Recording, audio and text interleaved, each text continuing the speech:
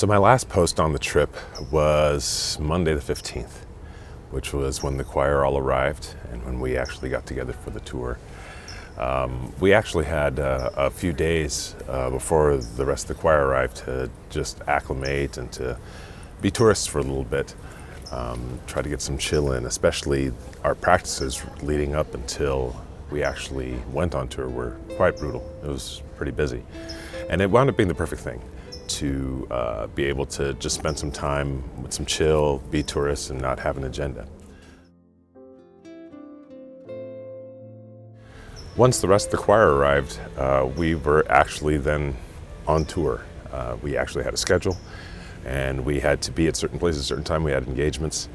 When we got together, we met at the airport, Barcelona airport, on Monday, and we met our hosts for what I am now referring to as Festival Week, as I come to understand it. And that's when we met Mama Rosa, who I'll be referring to her as Mama Rosa from here on, and Enrique. We were herded onto our first tour bus, and each of us had been issued a number in advance. And the way we knew that everyone was there was everyone would sound off their number, George being one. And we would just sound it off, and that became a habit that, from then on out, to make sure that we were all present and accounted for. We had lunch all together, and my first experience of what would become a habit is being a choir on tour. One of our offerings to each of our hosts was to offer songs. So at the first restaurant that we were at, we actually wound up offering a song for the first time. Which was a very new experience for me, but it was a good thing because we would wind up doing that, everywhere where we were hosted or everywhere where people had taken care of us. After that, we went on a short tour through Barcelona, a bus tour, and we saw like the Olympic Stadium from '92 and some other venues. Ultimately, at the end of the day, to head to Puig-reig. Mama Rosa and Enrique are associated with the Polifònica of Puig-reig, who really promotes these kinds of community and artistic events.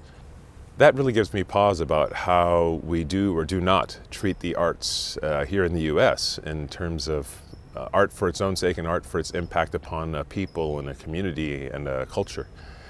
But I'll have to get onto that a bit later. At the end of the day, we wound up arriving at our hostel. Some of us were assigned to host families and some of us were assigned to a hostel. I was one of those in the hostel. And we started to settle in. We dealt with all the drama of unloading a bus of the baggage and luggage of 32 people who had packed for 2 weeks at least. I started to just notice a vibe. We had some of our group who immediately began practicing, in sections, and it's this interesting feel of how their pressure rose a little bit. It wasn't yet as jarring as it would be later on in the trip, but I'll get to that later. So we turned in. Some of us had just flown in, so there were some folks who had trouble getting to sleep. But we wound up turning in for the night, Monday the 15th, in Puig-reig.